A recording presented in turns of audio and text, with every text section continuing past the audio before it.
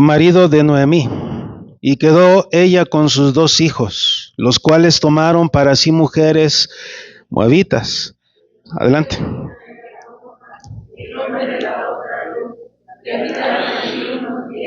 Juntos, y murieron también los 2, Malón y Kelión, quedando así la mujer desamparada de sus 2 hijos y de su marido.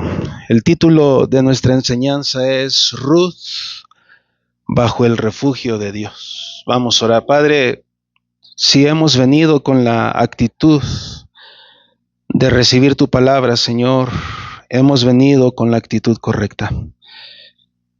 Esa es una actitud que no pasas de largo, Señor, es una actitud que miras. Conoces nuestra necesidad, Señor, y te ruego que tu poder se perfeccione en mi debilidad.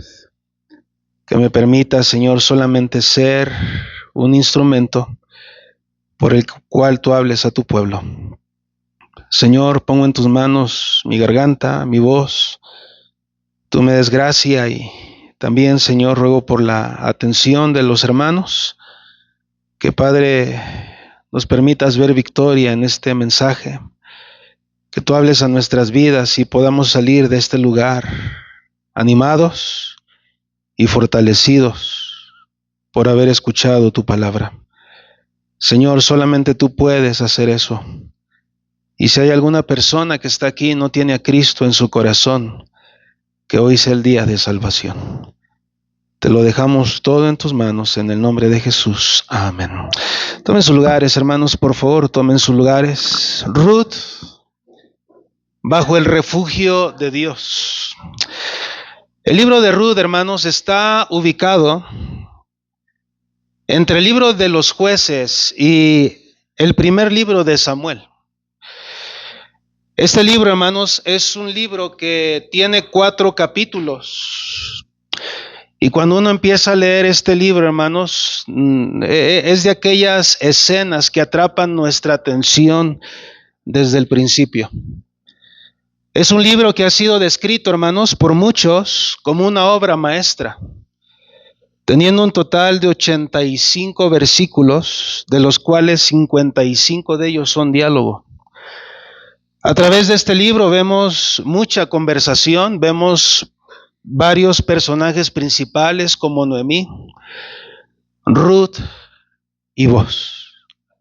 Pero a pesar de que ellos sean los personajes principales, el personaje central es Dios.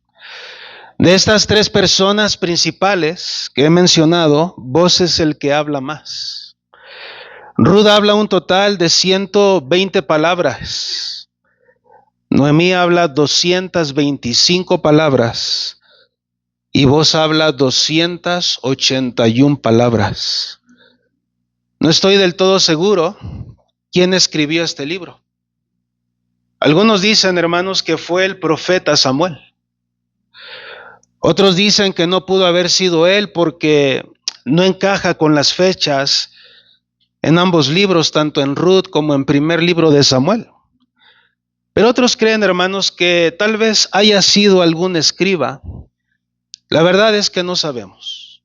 Y sabe una cosa, hermanos, no es un asunto relevante.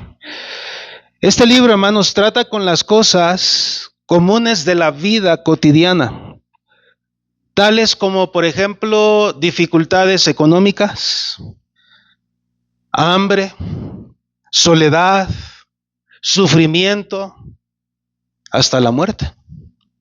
El libro trata con cosas que tú y yo vivimos continuamente. Este libro no es ajeno a nuestras necesidades. Sobresale en los últimos días que gobernaban los jueces en Israel. Esos días estaban caracterizados, hermanos, básicamente por algunas cosas como anarquía, impiedad, confusión, infidelidad del pueblo de Dios para con la ley de Dios. Eran días oscuros para Israel. En estos tiempos vemos un ciclo de apostasía que estaba marcado por algunos aspectos como rebelión, juicio, cautiverio, clamor y misericordia. Quiero que me acompañes por un momento, hermanos, al libro de los Jueces, capítulo 2. hermanos, para que usted note lo que estoy diciendo. Dice la Escritura en el libro de los Jueces, capítulo 2, versículos 11 al 18.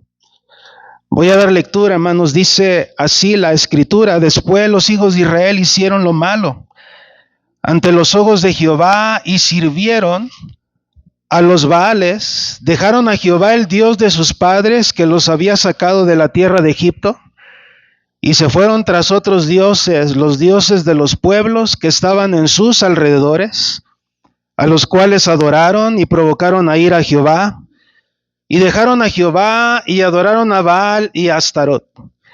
Y se encendió contra Israel el furor de Jehová, el cual los entregó en manos de robadores que los despojaron, y los vendió en mano de sus enemigos de alrededor, y no pudieron ya hacer frente a sus enemigos. Por donde quiera que salían, la mano de Jehová estaba contra ellos para mal, como Jehová había dicho y como Jehová se lo había jurado, y tuvieron gran aflicción. Este es el comienzo, hermanos, o el contexto que marca el libro de Ruth. Dice la Biblia, hermanos, que en aquellos días no había rey en Israel, cada uno hacía lo que bien le parecía. Vemos también ahí en el capítulo 17, por favor, Jueces capítulo 17. Note lo que dice la palabra de Dios, versículo 6. Dice la Escritura: en aquellos días no había rey en Israel, cada uno hacía lo que bien le parecía. Vemos también el capítulo 18, versículo 1. Dice: en aquellos días no había rey en Israel, y en aquellos días la tribu de Dan buscaba posesión para sí donde habitar, porque hasta entonces no habían tenido posesión entre las tribus de Israel. Y hermanos, una y otra vez la frase es: en aquellos días no había rey en Israel, cada uno hacía lo que, ¿qué, hermanos? Bien le parecía. Y es en ese contexto, hermanos, donde vamos a entrar, donde vamos a considerar la vida de Ruth, donde vamos a centrar nuestra atención en una familia, Noemí, su esposo y sus hijos, hermanos, pero también sus nueras. Hermano, cabe mencionar que cuando leemos el libro de Ruth, y cuando yo he escuchado mensajes, y aún yo mismo los he predicado, hermanos, cabe mencionar que a veces centramos toda nuestra atención en Noemí y su familia. Pero la verdad, hermanos, es que pasa por desapercibida Ruth. Y hermanos, yo creo que la intención del autor, hermanos, del Espíritu Santo, es que no solamente nos enfoquemos en la vida de Noemí y su familia, en lo que pasó, hermanos, una vez que ellos se fueron de Belén a Moab, en todas las consecuencias. Normalmente el mensaje a veces gira en base a eso, pero la verdad es que hoy el mensaje va a girar en base a Ruth, la moabita. A través de este libro, hermanos, vemos 4 lecciones, una lección por capítulo. Son 4 capítulos. Pero el día de hoy, hermanos, solamente vamos a ver la primera lección. Esto quiere decir el primer capítulo. Esta primera lección, hermanos, si la pudiéramos titular, sería de la siguiente manera: Dios controla cada detalle de nuestra vida diaria. Hermanos, Dios controla, y al decir que Él controla, hermanos, cada detalle de tu vida, eso quiere decir, hermanos, que Él controla desde lo más pequeño hasta lo más grande. Hermano, a nuestro Dios no se le escapa nada. A nuestro Dios no le pasan por desapercibidas las cosas, hermanos. ¿Cómo comienza este libro, hermanos? Bueno, el libro comienza planteando el traslado, hermanos, de una familia de Belén hacia la tierra de Moab. Nota lo que dice la palabra de Dios en Ruth capítulo 1. Versículo 1, dice la palabra de Dios: aconteció en los días que gobernaban los jueces, que hubo hambre en la tierra, y un varón de Belén de Judá fue a morar en los campos de Moab. ¿Quiénes, hermanos? ¿Quién fue con Elimelech? ¿Quién fue con él? Él y su mujer y sus 2 hijos. Cuando comenzamos el libro, hermanos, ya el libro atrapó nuestra atención, hermanos, comenzando con la familia moviéndose de Belén hacia Moab, hermanos. Y hay 3 palabras que van a ser el bosquejo, van a ser la directriz de nuestro mensaje en esta tarde, hermanos. Y las 3 palabras son: número 1, desamparo. Número 2, determinación. Y número 3, amargura. Estas tres palabras, hermanos, las vamos a mirar en todo el capítulo 1. Este capítulo comienza con una situación, hermanos, nada agradable.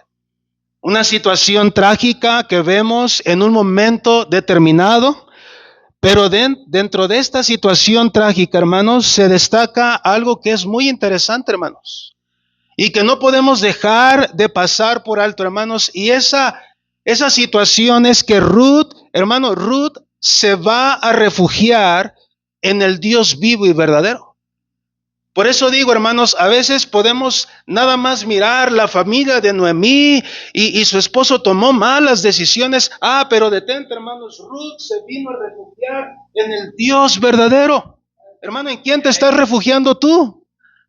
Hoy en día, hermanos, nos refugiamos a veces en muchas cosas, cuentas bancarias, tengo dinero, tengo salud, tengo un carro, tengo una casa, y no te das cuenta, hermanos, que todo eso en algún momento será removido, y solamente cuando nuestra confianza está en el Dios verdadero, pase lo que pase, ahí estaremos firmes. Este libro trata no solamente de lo que Dios hizo en una mujer llamada Noemí, sino principalmente, hermanos, fíjese qué interesante, hermanos, este libro trata de lo que Dios hizo en una moabita. Ahora déjenme explico, hermanos, y voy a comenzar con el primer punto, hermanos, hablando del desamparo. Nota lo que dice la palabra de Dios. Ya hemos leído del 1 al 5, pero vamos a leer versículo 5, acompáñame, del 3 al 5 solamente dice: y murió Elimelech, marido de Noemí, quedó ella con sus 2 hijos, los cuales tomaron para sí mujeres, ¿qué, hermanos? El nombre de una era Orfa y el nombre de la otra Ruth, y habitaron allí por ¿cuántos años, hermanos? A esto le llamamos el desamparo.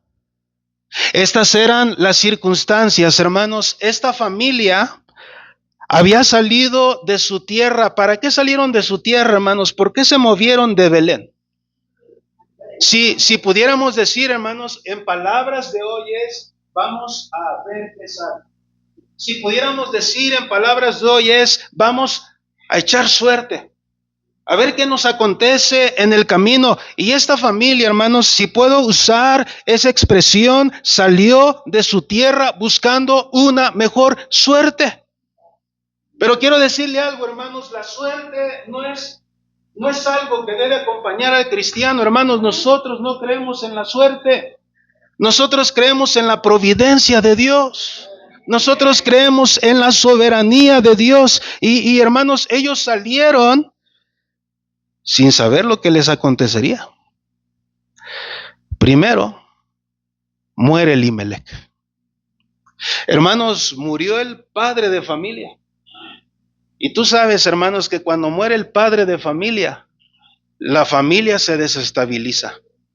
Tú no digas, hermana, o no digas que todo va a seguir en su normalidad si no está papá. Hermano, Dios no se equivoca.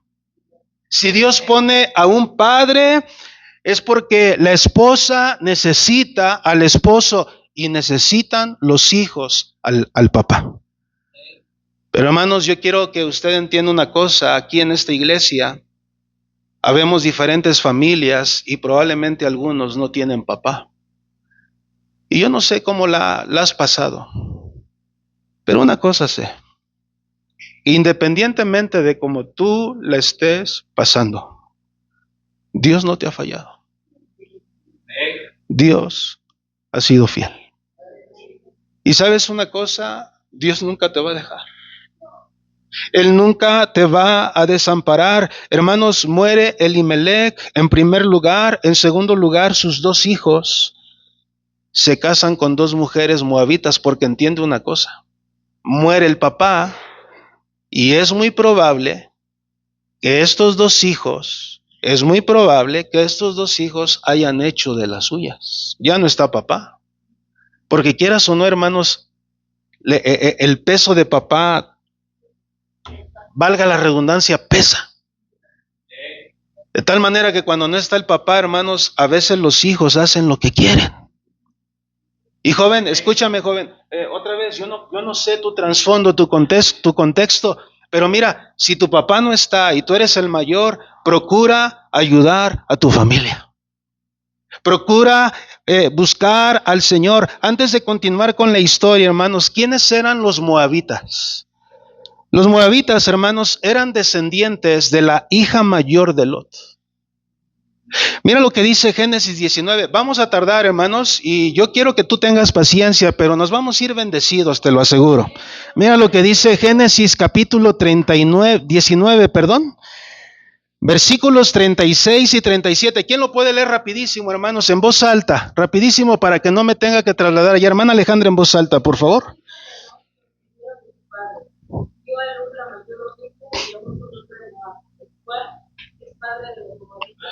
¿Te acuerdas de aquella escena, hermanos, un poco triste? Trágica, hermanos. La hija se metió ¿con quién? Con su papá, y entonces el resultado fue Moab. En pocas palabras, hermanos. Ahora, durante el tiempo en que Israel anduvo errante en el desierto, hermanos, ¿sabes qué hacían las mujeres moabitas? Hermanos, ellas seducían deliberadamente a los israelitas. Los moabitas, hermanos, tenían una práctica pagana, eran idólatras, eran personas, hermanos, que adoraban a sus dioses, eran muy idólatras. No tengo tiempo, tú puedes leer Números 25. Pero además de eso, hermanos, Moab era la misma nación cuyo Balac atrajo al mercenario profeta Balaam para que profetizara contra Israel. A lo largo del Antiguo Testamento, hermanos, vemos que las relaciones entre Israel y Moab, hermanos, eran tensas, eran incómodas todo el tiempo, porque se cree y la Biblia dice, hermanos, que Moab no dejaba pasar al pueblo de Israel. Los moabitas adoraban un dios llamado Quemos. Primero de Reyes, capítulo 11, no vayas allá. El culto a este ídolo, hermanos, por no mencionar muchas cosas, además de que era pagano, hermanos, era perverso. Los moabitas, hermanos, eran considerados gente perversa. No solamente gente idólatra, hermanos. Y sí quiero que me acompañes a Deuteronomio capítulo 23. ¿Qué pensaba Dios de los moabitas? Dice la palabra de Dios en Deuteronomio capítulo 23. Váyame siguiendo, por favor.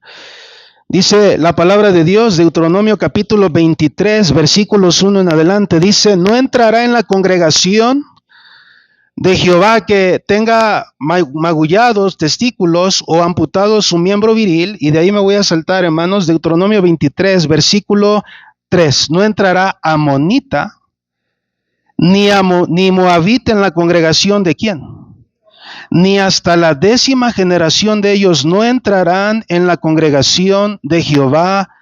¿Por cuánto tiempo? Hermano, ¿qué pensaba Dios de los moabitas? Cuando tú lees estos pasajes, hermanos, ellos no van a entrar en mi congregación. ¿Qué pensaba Dios de ellos? Pues que, hermanos, ciertamente no era una nación que él le agradara. Era una nación, hermanos, que él repugnaba por su pecado. Es interesante notar, hermanos, que el autor, a propósito, identifica a Ruth. Y mire qué interesante, hermanos, el autor identifica a Ruth con la moabita. ¿Cómo se le describe a Ruth? Como la moabita. Y eso se me hace interesante, hermanos, porque mira, en varias ocasiones lo dice. Ve conmigo otra vez a Ruth capítulo 1, rápidamente, versículo 22. Ruth capítulo 1, versículo 22, rapidísimo. Dice la palabra de Dios, así volvió Noemí y Ruth, ¿qué dice, hermanos? La moabita, su nuera, con ella. Entonces, ¿de dónde era Ruth, hermanos? ¿Por qué se le dice Ruth la moabita? Porque ella era ¿y cuáles eran sus costumbres? ¿Cuál era su pueblo? ¿Cuál era su raza? ¿Sí la identificamos? Ahora mira también el capítulo 2, versículo 1, dice, tenía Noemí un pariente de su marido, hombre rico de la familia de Elimelech, el cual se llamaba Boaz, y Ruth la moabita. Otra vez lo vuelve a enfatizar, versículo 6, capítulo 2, versículo 6, y el criado mayordomo de los segadores respondió y dijo, es la joven que, hermanos, no solamente, hermanos, se le conocía como la la moabita, hermanos, pero vamos a darnos cuenta que más adelante, cuando ella deja su pueblo, el Moab, y se viene a Belén, hermanos, allá había un precio que pagar. Porque entonces, ¿cómo el pueblo, hermanos, iba a tomar esta moabita? ¿Cómo el pueblo de Israel iba a ver esta moabita, hermanos, siendo de una nación pagana? ¿Verdad? El autor quiere destacar, hermanos, que Ruth era de ese pueblo idólatra, que Ruth era de ese pueblo perverso, pero también, hermanos, tenía problemas con el pueblo de Israel. A pesar de todo esto, hermanos, escuche bien, Ruth halló gracia delante de Dios. El hecho de que nosotros tengamos la historia de Ruth, la moabita, ¿sabes qué quiere resaltar ahí el autor? Hermano, la gracia de Dios. Que Dios es el Dios de toda gracia y Él puede alcanzar a cualquiera, hermanos. Y Él puede alcanzar cualquier persona. Dios no hace distinciones. Él, hermanos, para Él es igual el chino como el mexicano, el estadounidense como el polaco, hermanos. Dios no hace acepción de personas. A pesar de todo esto, hermanos, Ruth halló gracia ante los ojos de Dios. Luego se nos dice que los hijos de Noemí también mueren. Ya murió el papá. Los dos hijos se casan con mujeres moabitas. Ya explicamos quiénes eran ellos. Y luego se nos dice que sus dos hijos murieron. ¿Y sabes cómo quedó esta mujer? Dice la Biblia, quedando así la mujer desamparada de sus dos hijos y de su marido, humanamente hablando. ¿Cómo quedó esta mujer? Por eso el primer punto de nuestro mensaje, hermanos, lo hemos titulado el desamparo. Aquí vemos en primer lugar, hermanos, el desamparo era una situación lamentable, dolorosa. Hermanos, Noemí queda viuda y también quedan viudas, ¿quiénes más? Sus nueras. Pensemos por un momento en el dolor que sentía Noemí, por ejemplo, al haber perdido no solo a su marido, sino también a sus dos hijos, el dolor que pudo haber sentido al saber, hermanos, aparte de ello que no estaban en Belén, que se habían movido a Moab, una tierra extranjera, hermanos, llena de enemigos de Dios. Hermano, ¿cuánto no pudo haber pasado en la mente de esta mujer llamada Noemí? Porque, hermanas, la verdad es que ustedes llevan cargas, hermanas, que a veces ni nosotros nos imaginamos. Usted está aquí hoy con cargas y nadie más lo sabe. Muchas veces solo Dios. Y a veces el esposo y a veces los hijos nos damos cuenta. Pero hay ocasiones en las cuales nada más oramos por ti. Hermanos, todo esto traía dolor a Noemí. Pero además de todo esto, había quedado sin hombre alguno en la familia que les proveyera. Ahora, déjame explico algo, hermanos. Una viuda en Israel, en ese entonces era una situación crítica. Hermano, aquí hay viudas en nuestra iglesia. Y yo pregunto, ¿cómo esas viudas, humanamente hablando, han quedado solas? Pero no es así. Aparentemente no hay quien les ayude. Pero vamos a darnos cuenta que en la Biblia dice que Dios es padre de huérfanos y defensor de viudas. ¿Sabe usted, hermana, que aunque sus hijos no se quieran hacer cargo de usted, Jehová de los ejércitos sí? ¿Sabe usted que quizá la prueba que usted esté cargando hoy, que es demasiado pesado para usted, sabe que aunque los demás no la lleven con usted, Dios está con usted? Hermanos, las viudas son vistas en las Escrituras como personas que no tienen quien defienda sus derechos. Imagínate, perdió a su esposo, perdió a sus hijos. Qué situación complicada. Qué situación tan difícil. Hermanos, humanamente hablando, Noemí, Ruth y Orfa estaban prácticamente como hermanos desamparadas. Estaban desamparadas. El autor, sin embargo, hermanos, no se detiene para darnos detalles de esta familia. Quisiéramos escuchar muchos detalles. ¿Y por qué se fueron de Belén a Moab? Pues porque había hambre. Y pudiéramos especular mucho y pudiéramos llegar a ciertas conjeturas, ¿verdad? Pudiéramos decir que quizá el traslado de esta familia de Belén a Moab fue incorrecto, no fue la voluntad de Dios. Pudiéramos pensar en eso.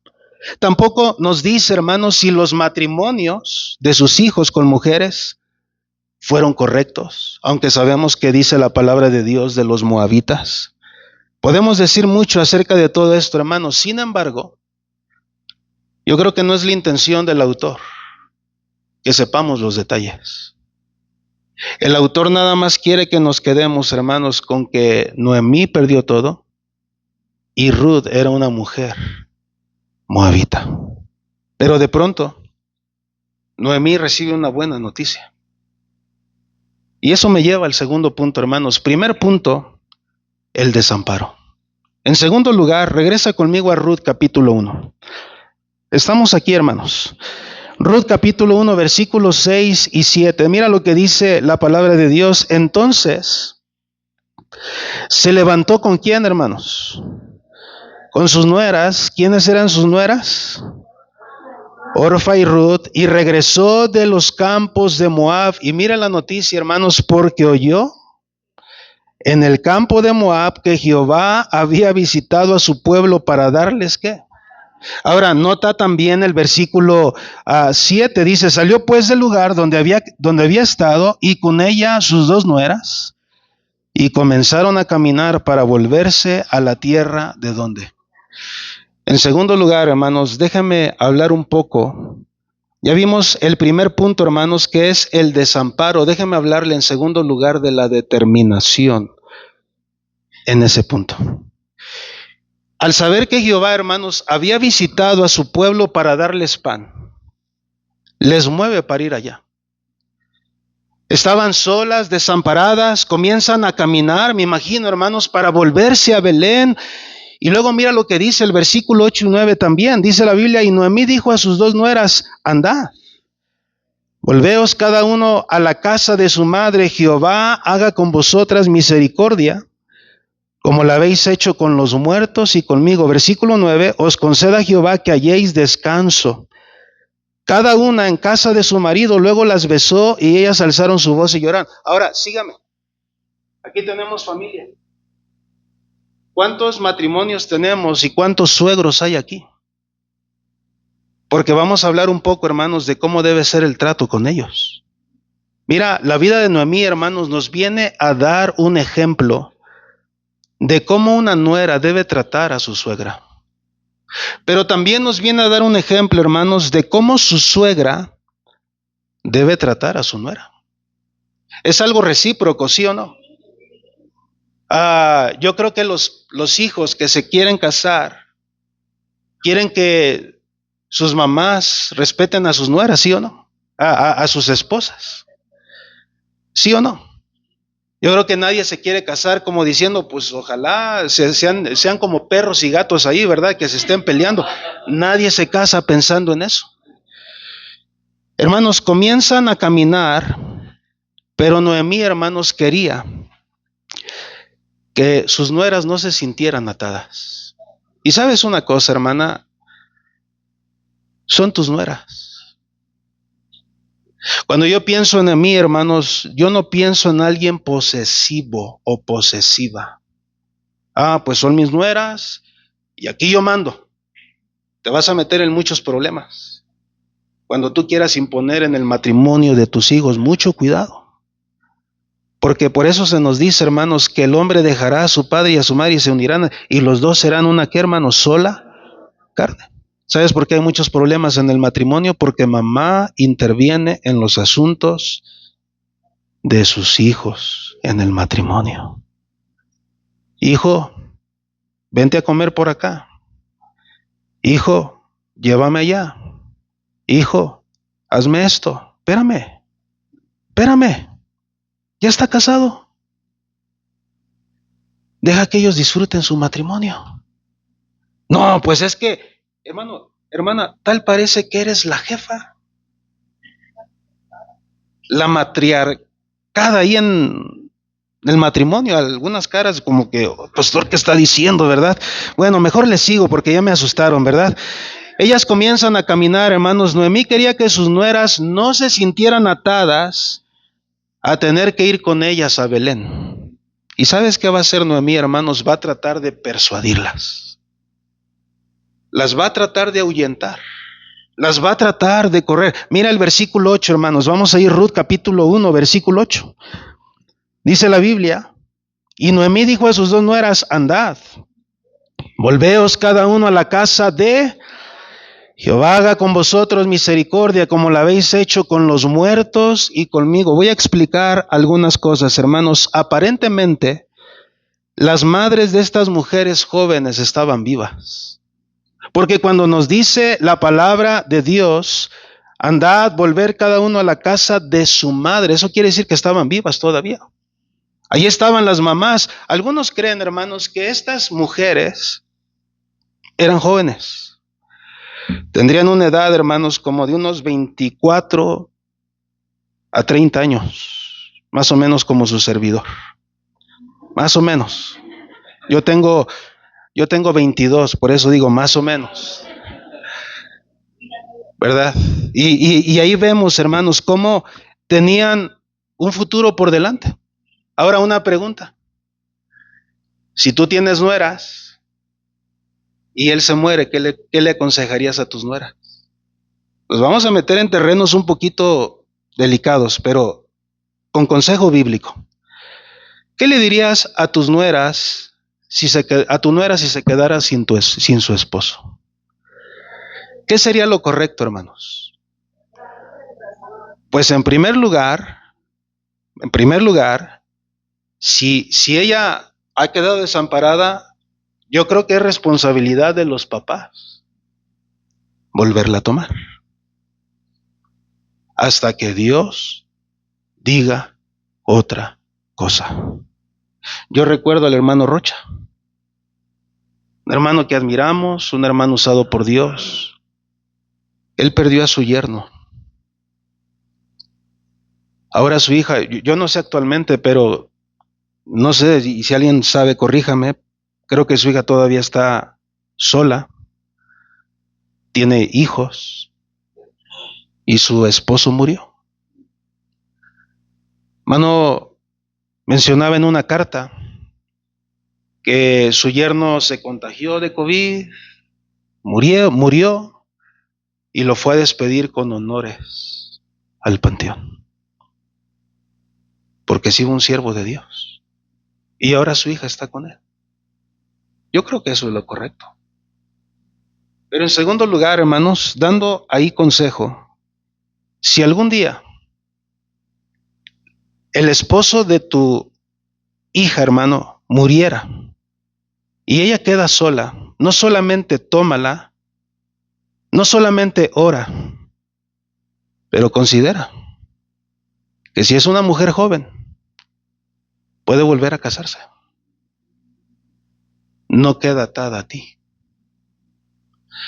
A ver, esposos, yo tengo una esposa. ¿Cuántos de nosotros quisiéramos que nuestra esposa se volviera a casar? Yo no. Eso es justamente lo que decimos. Qué egoístas somos. Porque tú tienes que entender una cosa, hay un vínculo.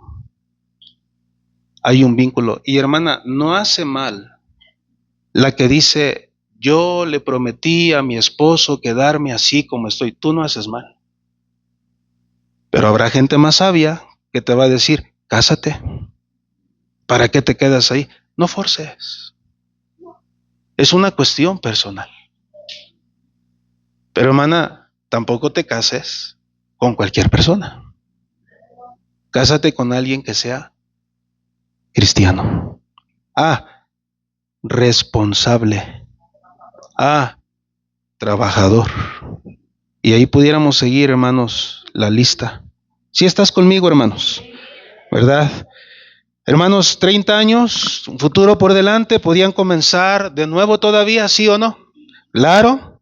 Y en medio de su argumento para persuadirlas a que ellas regresen, se queden en Moab, hermanos, Noemí hace un reconocimiento de algo muy importante en ellas, hermanos. ¿Sabes qué reconoce Noemí en sus nueras? Su bondad.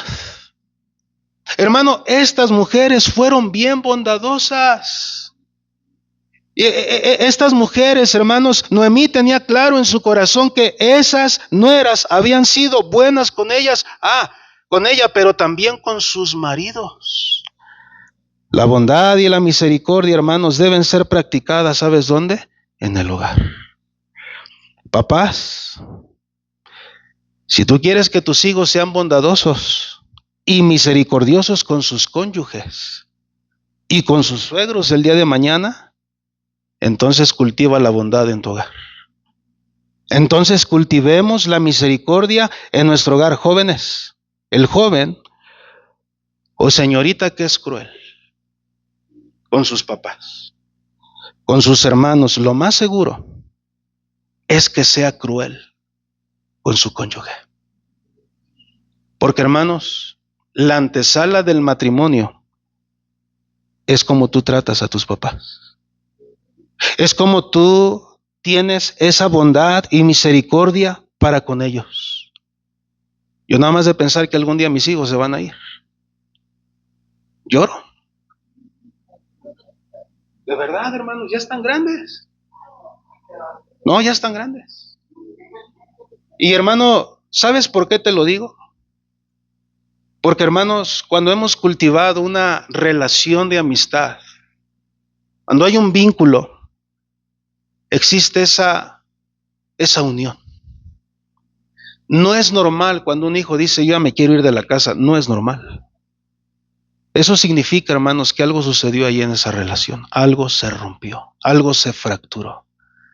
Pero no es normal que un hijo se quiera ir de casa. ¿Sabes qué es lo normal? Que quiera quedarse en casa. ¿Sí estás conmigo? Hábleme, hermano. Gracias. Hebreos capítulo 13, versículo 16. Hermano, Noemí dio testimonio de la bondad y misericordia que demostraron sus nueras con sus esposos y con ella misma. Mira lo que dice la Biblia acerca de la bondad. Vamos a Hebreos capítulo 13. Mire, yo me emociono, hermano, emocióneme a mí, por favor. ¿Verdad? Hebreos capítulo 13, versículo 16, dice la palabra de Dios. ¿Qué dice la Biblia, hermanos? Y de hacer bien y de la ayuda mutua, ¿qué dice, hermanos? No os olvidéis, porque de tales sacrificios, ¿qué dice la Biblia, hermanos?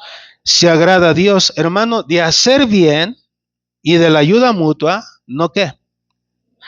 Pregunta, ¿dónde debiéramos comenzar a ser bondadosos como hijos, hermanos? ¿Dónde? En nuestras casas. Ahora, présteme atención. A veces somos más bondadosos con otros que con nuestra familia. ¿Sí estás conmigo? Tratamos bien a los demás, pero no a nuestra familia. Uy, cuidado. Eso no puede ser, pero desafortunadamente así es. 1 Timoteo 5:4, ¿qué dice la palabra de Dios también? Vamos ahí. 1 Timoteo capítulo 5, versículo 4, lo leo, dice, pero si alguna viuda tiene hijos o nietos, aprendan estos primeros a ser, ¿qué, hermanos? Para con su propia familia y a recompensar a sus padres. Porque esto es lo bueno y agradable delante de Dios. Hermano, ¿tú algún día le has dicho a tus hijos, hijo, cuando yo esté viejo me vas a cuidar? ¿Qué te han dicho tus hijos? Que sí. ¿Y qué dice por ahí alguno? Yo me voy a llevar a fulanito, yo me los voy a llevar a todos. Malo sería que dijeran, pues qué bueno que te muriste. Qué bueno que pasó esto, hermanos, joven. ¿Tú quieres ser piadoso? Aprende a ser piadoso primero con tu propia familia. ¿Qué tan bondadoso eres con tus papás? Puede ser que más de uno aquí sea cruel. Los hijos nada más quieren, pero no dan. Wow. Y haces mal cuando tú les das todo. Es que son mis hijos, claro. Pero ellos tienen que aprender a ser bondadosos también contigo. Una pregunta. Cuando tú te enfermas, ellos te ayudan. Cada quien en su rollo. ¿No así son nuestras familias hoy en día? como si dijéramos que cada quien se rasque como pueda. Los hijos dicen que los papás estamos para ayudarles. Y claro que lo estamos. Pero yo tengo una pregunta, ¿para qué están los hijos? ¿Qué dice la palabra de Dios? Que si queremos ser piadosos lo tenemos que hacer primeramente ¿con quién? Con nuestra familia, ¿verdad? Otra pregunta, ¿eres bondadoso por la forma en que tú tratas a tus papás, a tus hermanos? Como trates a tus padres, tratarás a tu cónyuge. Cuando los demás dan testimonio de ti, ¿qué pueden decir de ti? Ahora que estuvimos en el funeral, yo mencionaba esto, algo que a mí me llamó la atención. Primeramente, yo llegué sin conocer a la persona que había muerto. Y siempre es bueno poner un contexto de quién fue, qué hizo, para que a nosotros nos ayude a tener el panorama. Y hermanos, gracias a Dios que Abel, hermana Marce, era creyente. Y me acerqué con sus hijos, muy receptivos, y les dije, cuéntame cómo era tu papá. Uy, hermanos, las lágrimas se les salieron. Y dijeron, mi papá era muy generoso. Usted no sabe cuán generoso era ese hombre. Y saca su teléfono y me dice, mire, lea este mensaje. Escribían de parte de la escuela. Él era maestro. Y le decía esta persona a su hijo que daba tantas gracias a Dios por haber conocido a su papá. Porque ese hombre fue quien le llevó a la escuela y ella estaba reconociendo que el puesto que tenía era gracias a Abel. Y decían los muchachos, dice, si algo recuerdo de papá, es que siempre nos procuraba. ¡Wow! ¿Sabes qué, papá? Tú no haces mal cuando procuras el bien de tus hijos. Procúralo. Cuando tengas oportunidad, dale. Qué bonito es cuando los papás dicen, hey, los invitamos a la casa, les esperamos. Ya está la comida. Sí me va siguiendo. Pero a veces tenemos un corazón duro. Regresa a Ruth capítulo 1, versículo 9. Ruth capítulo 1, versículo 9. Dice la palabra de Dios. ¿Estamos ahí? Dice la escritura, os conceda Jehová que halléis, ¿qué dice, hermanos? Cada uno en casa de su marido, luego las besó, y ellas alzaron su voz, ¿y qué dice, hermanos? Ahora sígame. Aquí vemos el deseo de Noemí, hermanos, hacia sus nueras. ¿Cuál era el deseo de Noemí hacia sus nueras, hermanos? ¿Qué quería Noemí que tuvieran sus nueras, hermano? Pues que le fuera bien. Que ellas tuvieran descanso, hermanos. Noemí les está deseando, sí, probablemente que se casaran de nuevo, que formaran familia, en las que ellas tuvieran descanso. Escúchame. Porque Noemí era testiga del descanso que viene a una familia cuando Dios está. Pero ahora ya no tenía ese descanso.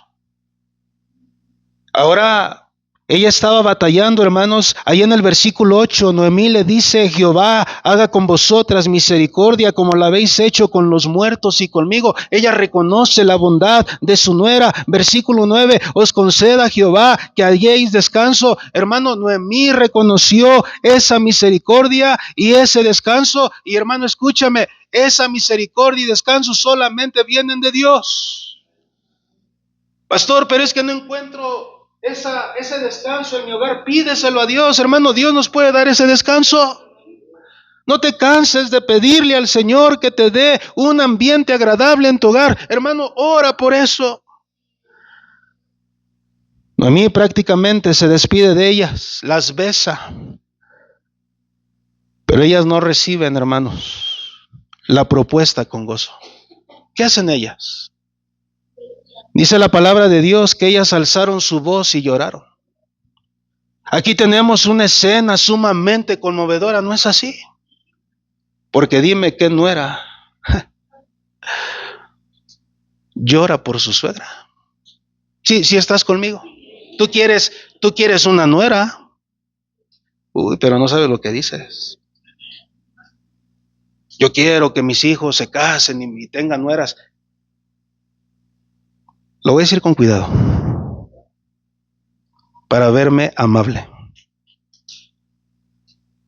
Dice Dios, primero, trabaja con tu carácter.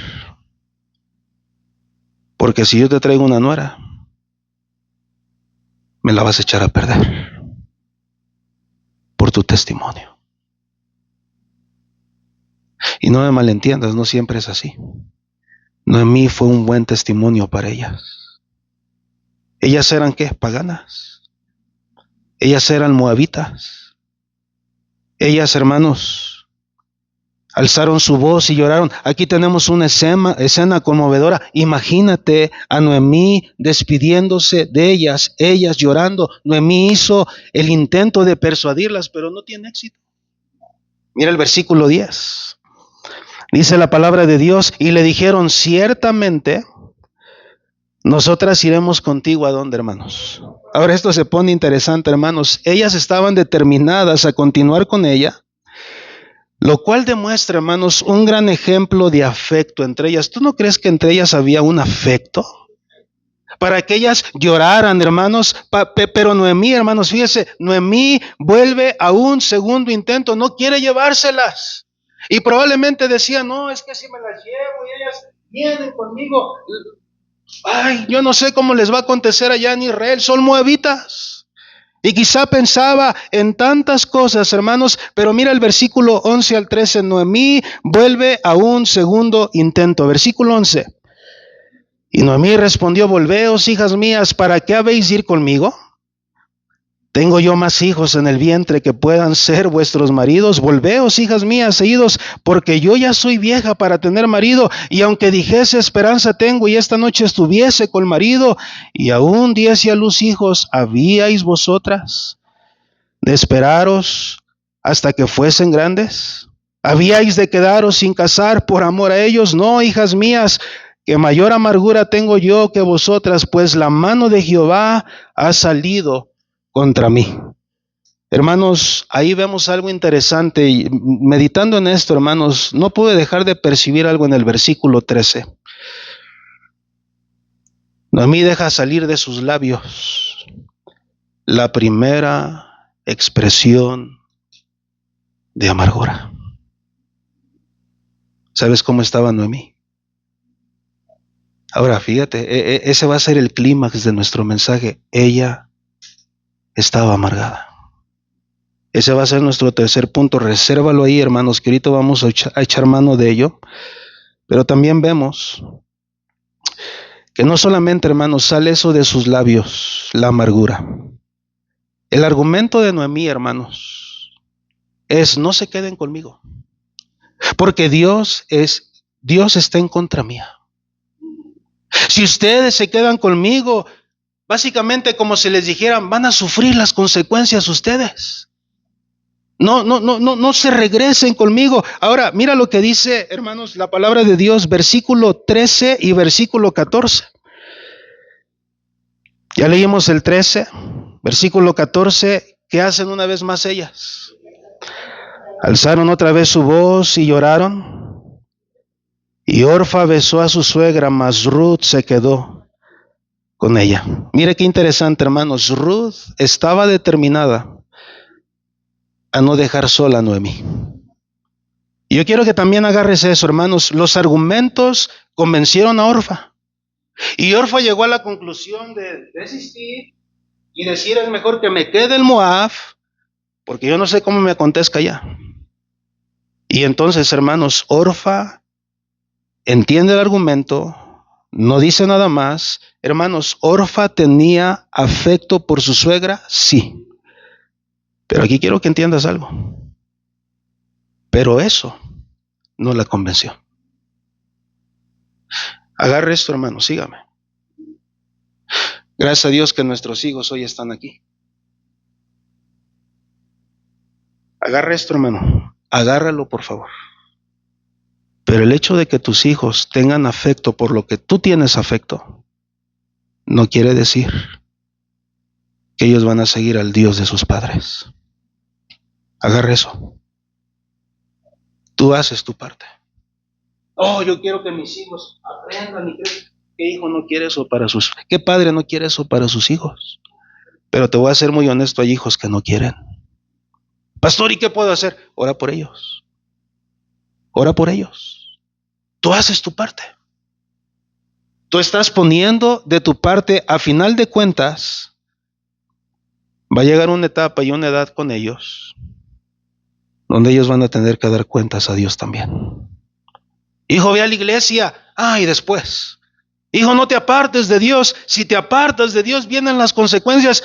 Ya lo sé todo el tiempo. Joven, si tú tienes un papá que está detrás de ti, no lo veas como un tormento, velo como una bendición. Es Dios tratando de llamar tu atención a través de tu papá. Hermano, Dios puso a los papás en el hogar. Gracias a Dios por nuestros padres. Pero hermanos, aunque a veces los hijos no quisiéramos escuchar esto, joven, escúchame, por ellos estamos aquí. ¿Pero por qué por ellos, pastor?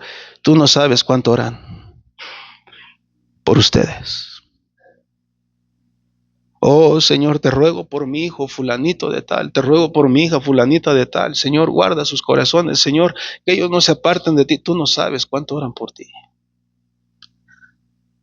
Nos mantenemos firmes por ellos. Pero que cuando ellos no estén, vamos a ser como Sansón. Yo creo que los padres de Sansón oraban por él.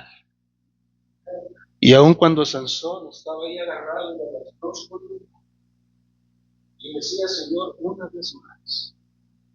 Ahí estaban las oraciones de sus padres, rogando por ese hombre. Murieron sus padres. No le fue bien a Sansón. Orfa decide quedarse. Ruth decide transitar con Noemí en el camino de la fe. Mira el versículo 15. Ya vimos el 14, y ellas alzaron otra vez su voz y lloraron. Y Orfa besó a su suegra, mas Ruth se quedó con ella. Y Noemí dijo, he aquí tu cuñada se ha vuelto a su pueblo y a sus dioses, vuélvete tú tras ella. Y aquí donde se saca el versículo fuera de contexto para muchos matrimonios hoy en día. Suena bonito el versículo, no me ruegues que te deje y me aparte de ti, porque a donde quiera que tú fueres, iré yo, y donde quiera que vivieres, viviré. Tu pueblo será mi pueblo y tu Dios mi Dios. Qué tremendo versículo. Pero no está hablando de un contexto de esposo, esposa. Está hablando de un contexto de nuera a suegra. ¿Sí entiende eso, hermano?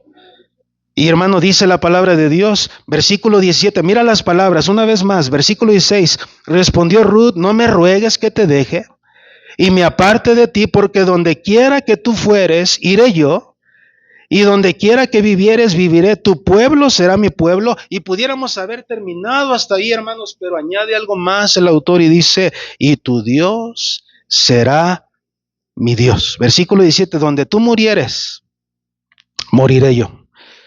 Y ahí seré sepultada, así me haga Jehová. Y aún me añada que solo la muerte hará separación entre nosotras dos. ¿A cuántas no les gustaría tener una nuera así? A ver, levanten su mano. Pídale a Dios por una así. Y si le pudiéramos preguntar a la nuera, y nuera, ¿a cuántas de ustedes no les gustaría tener una suegra así? Y todas levantarían su mano. ¿Sabes qué hacen falta hoy en día en las relaciones, hermano? Ese trato. Ese trato, hermanos, entre nuera y suegra. Hermanos, Ruth no solamente muestra amor hacia su suegra, sino que también demuestra amor. ¿Sabes a quién? Al Dios de Noemí. ¿Qué significa eso?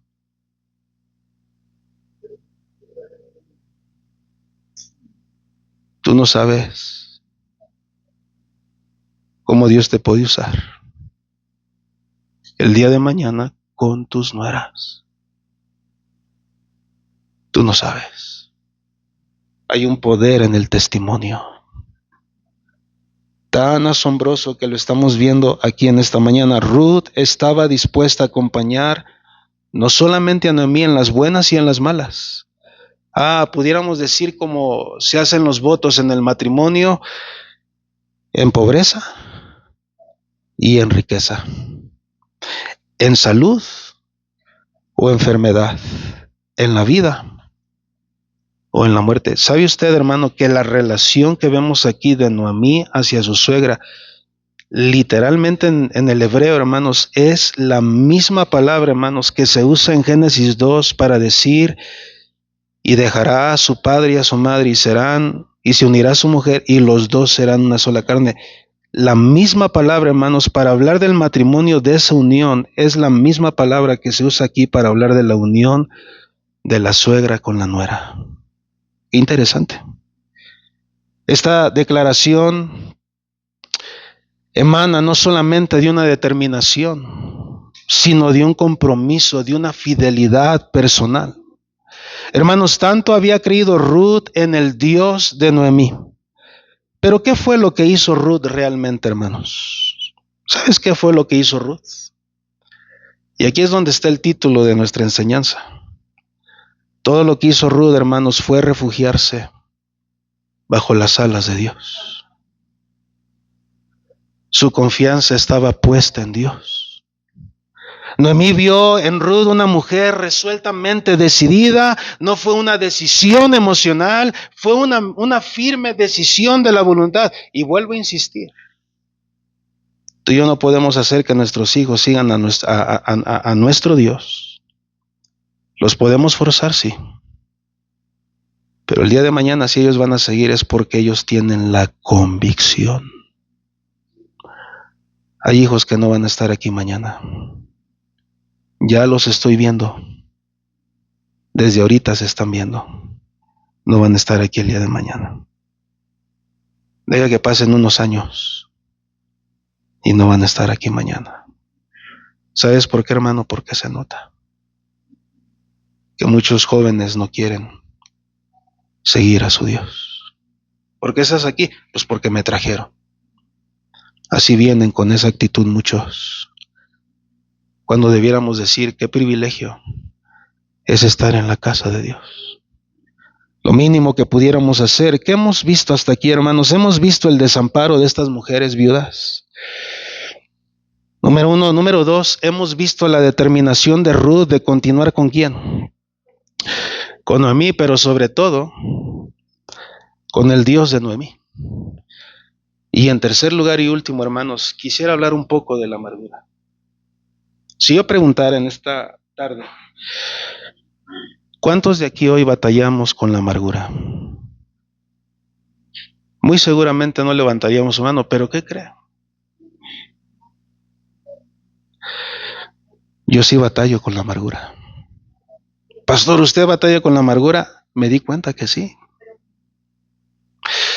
Me di cuenta que la amargura se sabe esconder muy bien.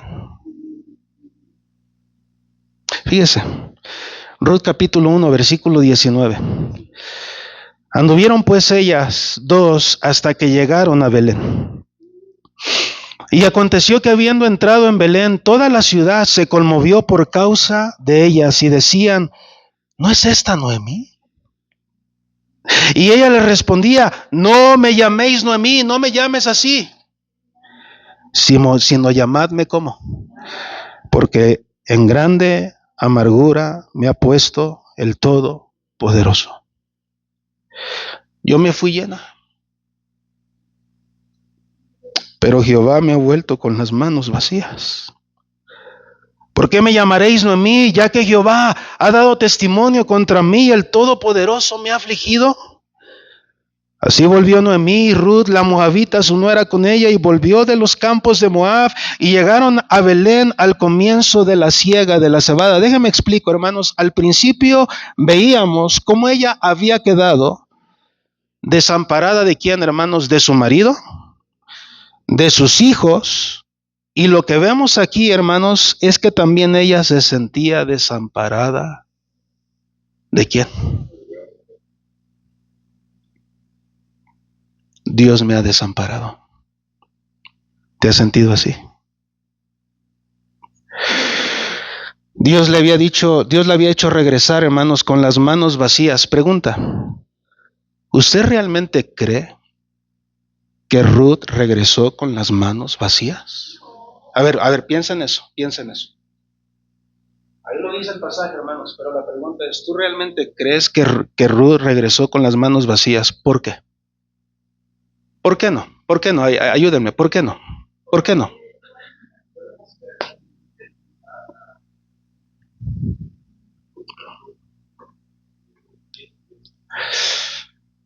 Wow. Por eso digo que yo batallo con amargura. Fíjate, veme siguiendo. La pregunta fue: ¿tú realmente crees que Ruth regresó con las manos vacías? La respuesta es no. ¿Qué de Ruth? ¿Qué no acaso Dios le había bendecido con esa mujer moabita que había decidido seguir a Noemí, al Dios de Noemí? ¿No es una bendición eso? Escúchame. El que vive en amargura se enfoca en todo lo que está mal y menos en la persona o en la bendición que Dios le dio.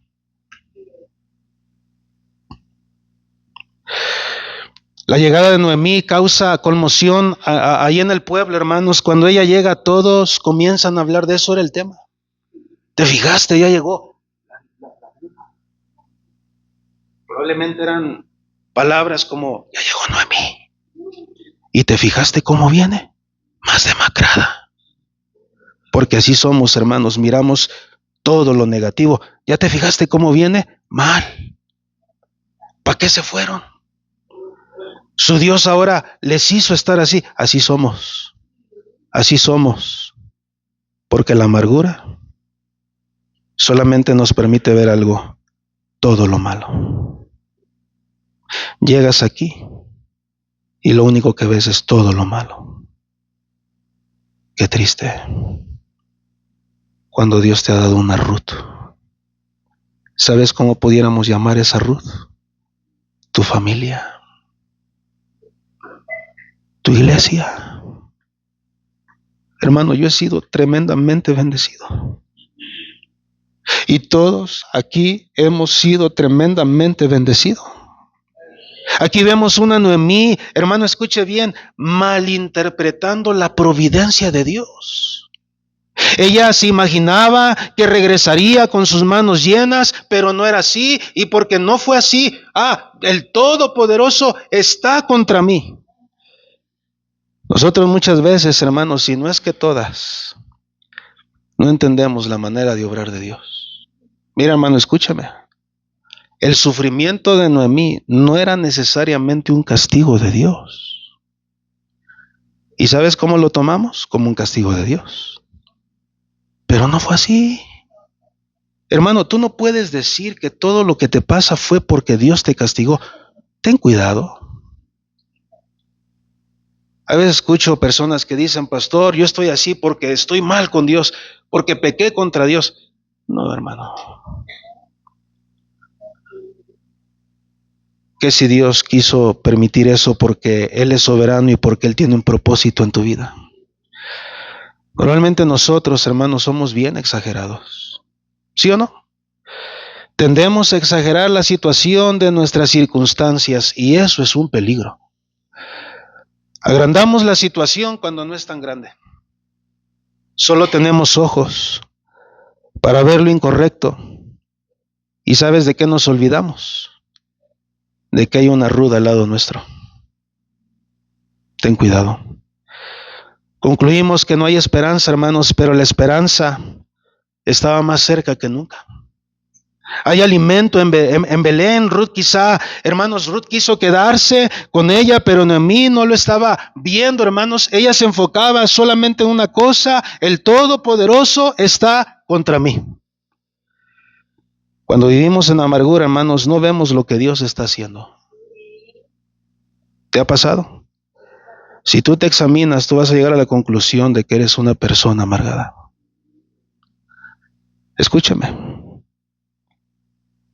Ves todo aquello que está mal, todas las cosas negativas, incorrectas, y pierdes de vista las bendiciones de Dios. ¿Tienes familia? ¿Tienes una iglesia? ¿Dios te ha transformado?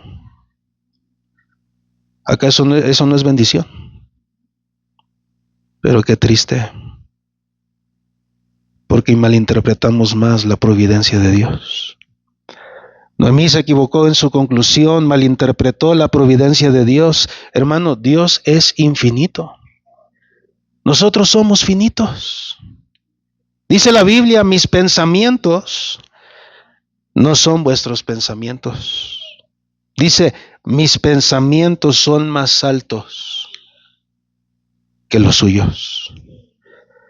Amados hermanos, la amargura ciega y va a tratar de malinterpretar los próximos días, meses o años la providencia de Dios. Vamos a decir: sé que Dios está en control. Me guía siempre sin error. Y aunque duela mi corazón, yo sé que Dios está en control. Cada uno de nosotros estaríamos bien en considerar las palabras de Ana. Mira qué tremendas palabras, hermanos. Primero de Samuel, capítulo 2. Voy a terminar. Primer libro de Samuel, capítulo 2, versículo 2. ¿Qué dice la palabra de Dios? Primer libro de Samuel. ¿Te acuerdas qué había sucedido con Ana, hermanos? ¿Por qué pedía Ana, hermanos? ¿Por qué oraba? Dios le concedió lo que pidió. ¿Y sabes cómo se llama eso? Misericordia. Y mira lo que dijo, hermanos. Primer libro de Samuel 2, versículo 2. ¿Ya estamos ahí? Dice la palabra de Dios: no hay santo como Jehová, porque no hay ninguno fuera de ti. Y no hay que, hermanos. Leemos versículo 6 y al versículo 8. Dice: Jehová mata y él da vida. Él hace descender al Seol y hace subir. Jehová empobrece y él enriquece. Abate, él levanta del polvo al pobre, y del muladar exalta al menesteroso, para hacerle sentarse con príncipes y heredar un sitio de honor. Pero ¿sabes qué dijo Ana, hermanos? Al principio, hermanos, también: cesen las palabras arrogantes de vuestra boca. A veces no entendemos lo que Dios hace. Ve al Salmo 16. Ve al Salmo capítulo 16, versículos 1 y 2. Dice la palabra de Dios: guárdame, oh Dios, porque en ti he confiado. Oh alma mía, dijiste a Jehová: tú eres mi Señor. ¿Y qué dice, hermanos? No hay para mí bien fuera de ti. Hermanos, no hay para nosotros bien fuera de nuestro Dios. No lo hay. No lo hay, hermanos. Hermanos, confiemos en el Señor en base a lo que Él nos ha dicho en su palabra. ¿Es Dios quien está obrando en nuestras vidas o no? ¿Que no acaso, hermanos, es Dios quien está obrando para el bien de Noemí, como también está obrando para el bien de sus hijos hoy en día? Reconoce que tu amargura te está impidiendo pensar correctamente. La amargura no nos permite carburar. Cada uno de nosotros tenemos que aprender, hermanos, de esta historia. ¿Sabes para qué? Para que no se repita. La misma historia, hermanos, no importa dónde tú te encuentres hoy. Es increíble, hermanos, ver nuestros teléfonos y decir, yo quiero ir a tal lugar. Y usar un GPS. Pero Dios no necesita un GPS para que Él sepa dónde estás. Él no solamente sabe dónde estás, Él sabe cómo estás. ¿Y sabes qué, hermano? No importa tus circunstancias, ahí está el Señor. El problema es que no creemos.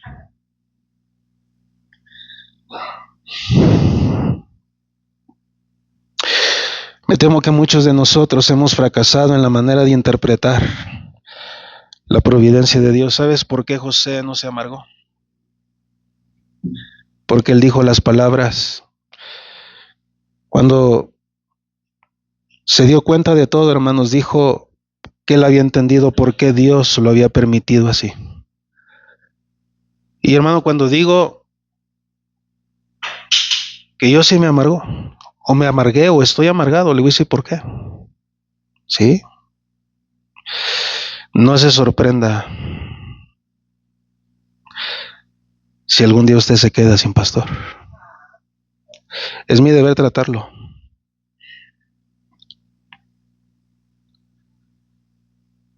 Pero cuando yo tomo esta iglesia, hay muchas cosas que descuidé. Yo no estoy diciendo que estoy en pecado, yo no estoy diciendo que hay algo más en mi vida. Pero ¿sabes que esto nos tumba? A veces uno llega a ciertas conclusiones y decir, Señor, ¿será que yo necesito estar aquí? ¿Que yo soy la persona indicada? Esa es mi lucha. Tú lo sabes. Ora por un servidor.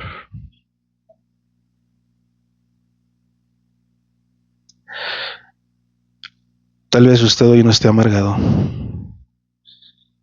pero yo debo reconocer que en mi vida la amargura se ha tocado la puerta de mi corazón. ¿Qué es lo que viene después cuando uno no arregla esto, hermanos? Afectamos a la familia.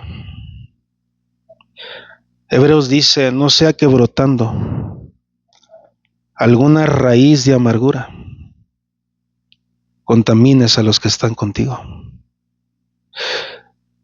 Yo le doy gracias, hermanos, porque a Dios, ¿sabes por qué? Porque tal vez este mensaje era para mí. Yo no sé cómo Dios te habló a ti, pero yo llego a la conclusión de que Dios está en control. Y ¿sabes una cosa? Él nunca comete un error. Y yo necesito quedarme con eso. No trates de entenderlo, nada más ora. Hay cosas que no vamos a entender, de verdad. Que Dios nos ayude. Padre, gracias. Te damos, Señor, en esta